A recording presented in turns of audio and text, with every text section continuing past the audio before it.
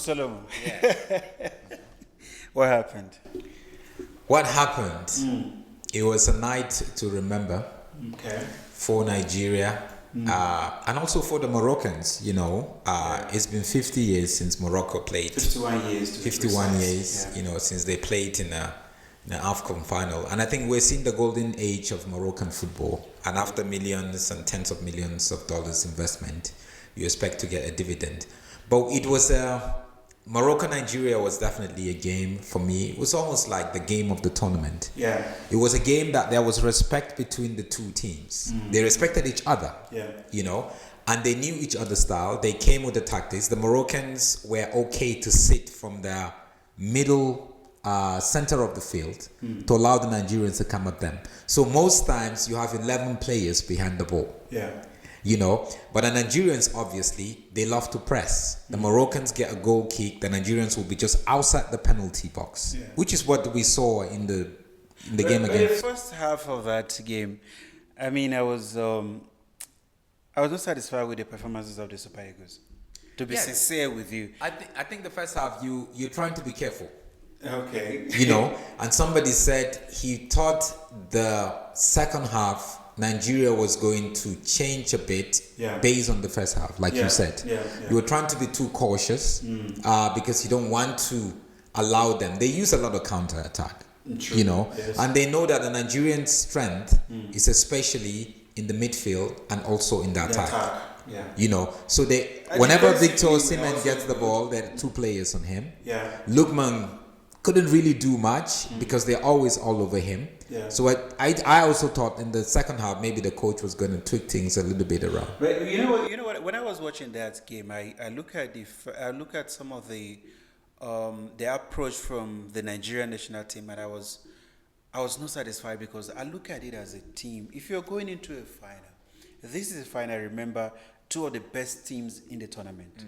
Nigeria having the best attack, and Morocco also being one of the best with the highest goal scorer there. So going into the game, I thought the respect was supposed to be on both sides. Yes. So you don't go in and then shrink yourself to allow Morocco to press you the way they did. Nigeria was supposed to actually go in there and stamp their authority, impose themselves and say, we are a good side. We're not here by accident. Yes. We actually work hard to be here. So let the Moroccan also be cautious of going out, but the way they were operating, these guys were going, and then Sime and Co were making silly mistakes. We had the game plan actually was supposed to work at some point because we had opportunities where I felt we were supposed to at least have gotten a goal or two. Yes, I think so too. I think some of the players were casual. I saw quite a bit of casual passes. Yes. Okay, you're passing the ball to your teammate. You didn't pass it with the speed that is enough to get to him before there's an interception. True. True. And also the receiver, you're receiving the ball, but then there's a pass coming to you, but you stood waiting for the ball to come to you instead of taking 1-2 steps. But then before the ball gets to you, there's an interception from a Moroccan player.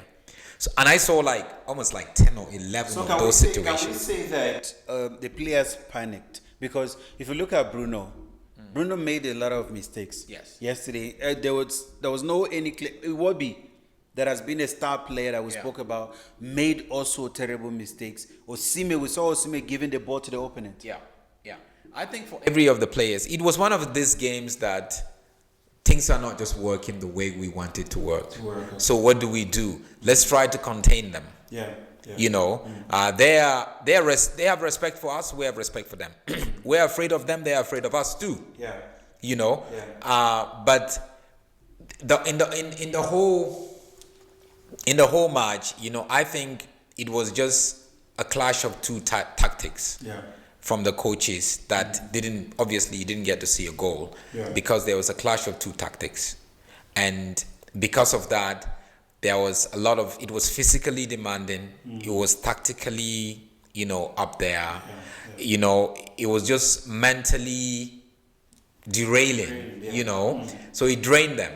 But I think we can look at these Super Eagles. I think they've won a lot of football fans across Africa and across the world because of the way they play. Yeah, not because they are Nigeria, but because it's like, oh wow, this is how we know Africa football to be. Yeah, I was so impressed with them.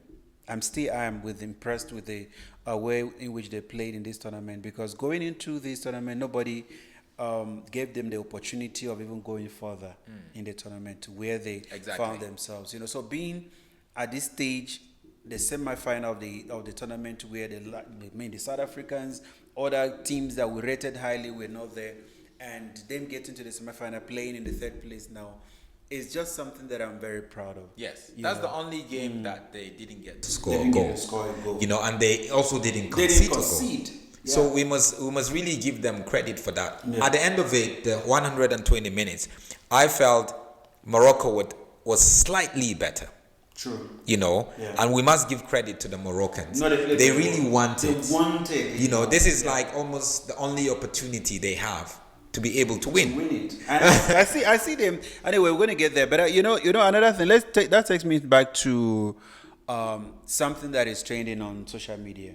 A lot of Nigerian fans are coming out to say that the Ghanaian referee was just a biased referee, and they're pointing a lot of incidents in that match where the referee was not consistent with his decisions. Yeah. If you look at the one of Kevin Bassey, he gave him a yellow card for somebody committing a foul against him. Yes. And then the same thing happened to a Moroccan player who got upset and played the ball into the crowd, and he did not give him a yellow card. That was a yellow card. So the inconsistencies from the referee got a lot of people talking by saying that this was orchestrated by the CAF to make sure Morocco went through. I wouldn't want to get CAF involved, and I love to give match officials the benefit of a doubt. Yeah. So I wouldn't want to get CAF involved. CAF, obviously, they know that CAF would want, to be honest with you, they would want Morocco to win. Yes. Because it's good for their support, for the football. Morocco is hosting everything now. In a couple of months' time, we're going to have the women's team go play AFCON in Morocco. We have the under-20, under-17 Africa Cup of Nations, World Cup in Morocco. Sorry to cut you. Just to buttress on what you're saying. This is a tweet coming from Nigerian Female International, Oshoala. This is what you say. The big question here is, when will these whole CAF compensations to Morocco end? Awards, tournaments, it's getting boring now. We need other countries to step up. Everything concerning African football happens in Morocco. Feels like that's the new headquarters. Just to go back to what yes, and this is a very seasoned player and experienced player. She had played in Morocco also the last WAFCON, which they won. So they obviously picked these things up. Yeah. I would want to see more participation from Nigeria, a lot more from South Africa. Yeah. It's good that the next AFCON is going to be hosted in the Horn of Africa, the east of Africa. It's Tanzania, Kenya, Uganda. Yeah. That's beautiful. It's been ages since that region hosted any of this tournament. Yeah. But looking at the officiating, I don't think the referee was biased. I just felt there were certain mistakes that he made. Mistakes or I don't know if it's intentional or not intentional. I'm not blaming the referee, right? Because we went into penalties, and if we were good, we were supposed to win. Because penalty is anybody's game. Yes, the referee was not there to make any decision. Yes. So, but I blame the referee in some of the decisions that he made. Yeah, there were some decisions. There were some fouls.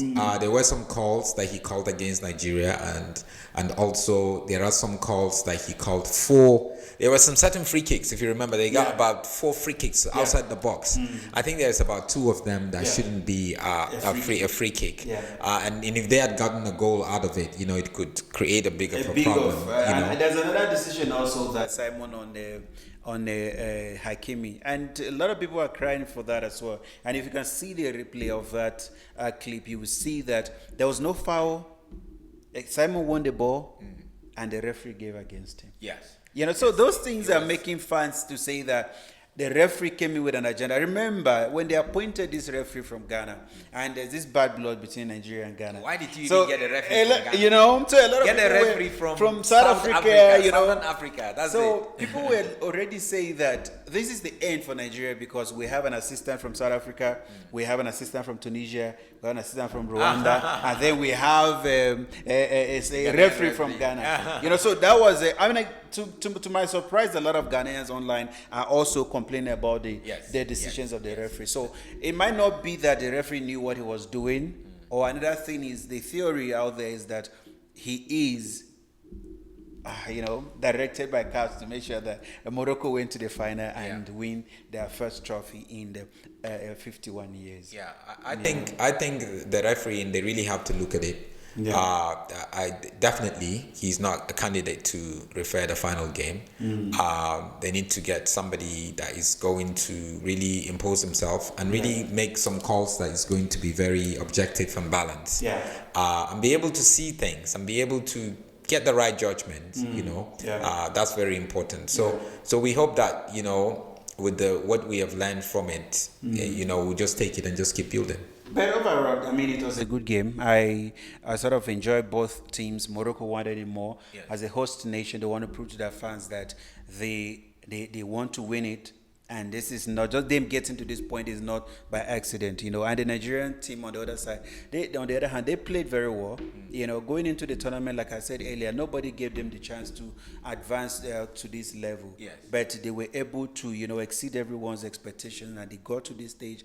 I just hope and pray that this coach will be given the opportunity to build a solid team. Yeah. And they will be able to also incorporate the young ones that are coming from our junior ranks into the senior team. Yes, and I think the coach should stay. Yeah. He's only been around for a year. He took over when the World Cup qualification was getting to problems. And against Congo, the final World Cup qualifier, and against Morocco, it's not like we lost. No, we did not. It was just a situation of a penalty kick. So they've acquired a lot of experience. And I think the players are beginning to play the way the coach wants them to play. And there are certain players that were absent. There are certain younger players coming up. If you put them all together, I think we're going to have a great team.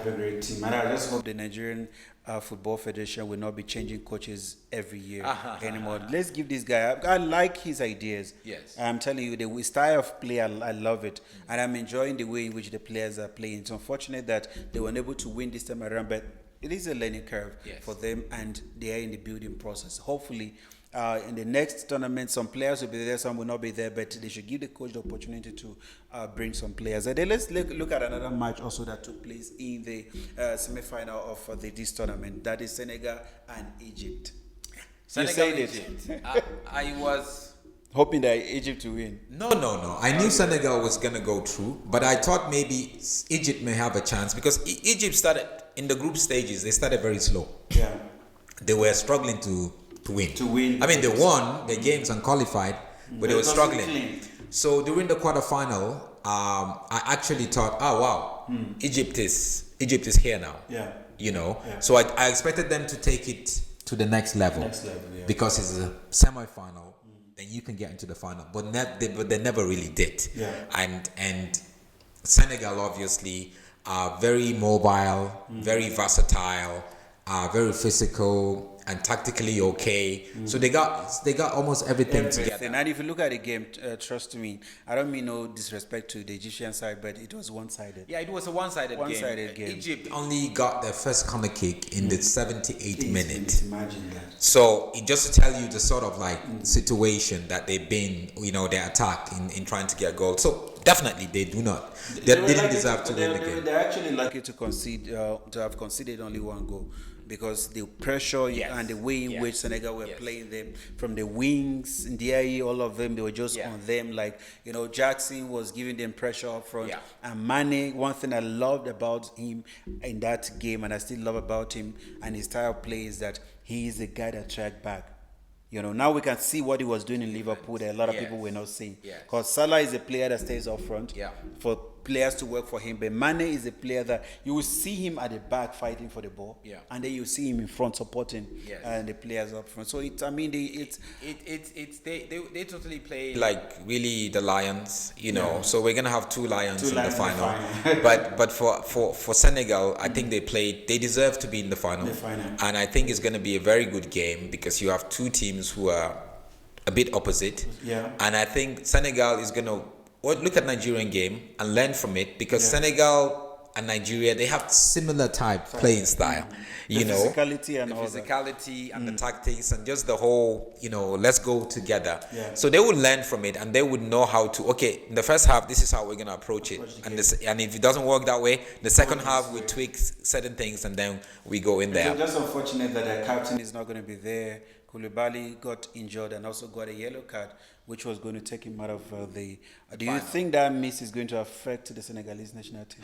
It depends. You know, it depends if they have a capable player. You might just get a player that's going to come in. They have, the top players that play in Europe. They might have a player that just come in and say, look, hey, this is my opportunity. It's a final. Let's do it. You know, if you come with that kind of mentality, not a mentality of just, being a bit, afraid and all that. But it's going to be a great game, and it's going to be a great game against the 90,000 Moroccan fans. No, not just 90,000. Those are the ones that you're going to have in the stadium. The one in the stadium. My son was asking me yesterday when we were watching the game. He was like, hey, Daddy, where are the Nigerian fans? No, but you know what happened, right? Because we saw the clips today. After the game, a lot of things are emanating from Morocco. And they're showing us the stadium where the Moroccan fans were telling Nigerian fans not to sit. Yeah, it's on TikTok. I saw it on TikTok. And they were saying they don't sit here. They were sending them away that... But you have a ticket number. No, they have the ticket number, but you remember, these are home fans, and some of them are just being difficult. You get what I'm saying? So you can look at it and... we lost. Yes. It was a great game. We lost. And the boys, I don't think they should be beating themselves up because they played very well. Now, looking at the final between Senegal and Egypt and Morocco, the host nation, we analyzed the strength of the Senegalese national team. We looked at a very attack-minded team that have a solid defense and also a solid midfield. And we also look at Morocco. They have a great attack. For me, I felt in that Nigerian game that Diaz did not do anything. Yes. For me, he did not do anything. And I give credit to the Nigerian defenders. Yes. So do you think going against a Senegalese side, they're going to find it easy to win a game? I don't think so. I think the Senegalese would actually learn from Nigeria. They were actually lucky Nigeria played against. So they saw this is how you deal with Diaz. At one point, Diaz was on the left flank, and then he moved to the right flank because he couldn't penetrate, and I was a little bit afraid because I thought Bruno was going to be a little bit casual on him, but he was able to did a good job. But I think the difference for me would be the Senegalese midfield. The midfield with Mane calling the shots, basically telling everybody what to do. Is important. So just so you know that right in the middle, you don't allow them to feed the attack. And Senegalese defense is strong. It's very, they have a very strong despite defense. the fact that the captain is not going to be there. Yes. And if you look at Diatta, you look at the other guy, if you look at the way they are playing in the defense, they are very solid. And there's another player that we don't often talk about, Gates there in the midfield. That's exactly with Gay in the midfield, with Mane in the midfield, with the way they are playing. You sort of like want to suffocate the ball from the defense getting to the attack. So what we're going to see is we're probably going to see a lot of long balls. We're going to see a lot of long balls from the Moroccans because they know, okay, now we have to chip it over the midfield.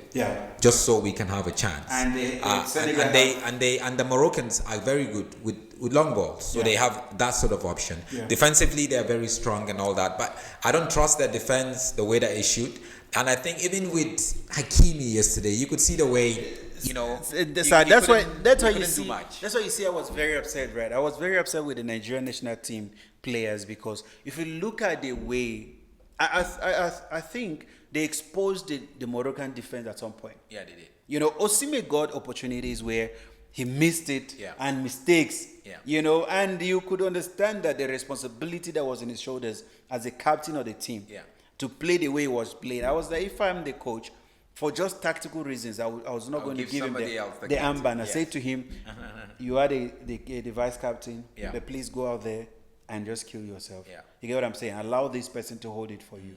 So you give it to somebody else, allow him to. But yesterday he didn't want to make a mistake, and in the process he was making mistakes. Yes. You know, so that is, if you look at that now, and then compared to the Senegalese that they're very ruthless, these guys don't play. Yes. You know, and expect Osimhen to play in the third place game. Yeah. You know, he's just 2 goals shy of Rashidi Yakini's record. They must give him those You know, goals. so he's the kind of guy that always want to play. Yeah. You know, that's the mentality that he has.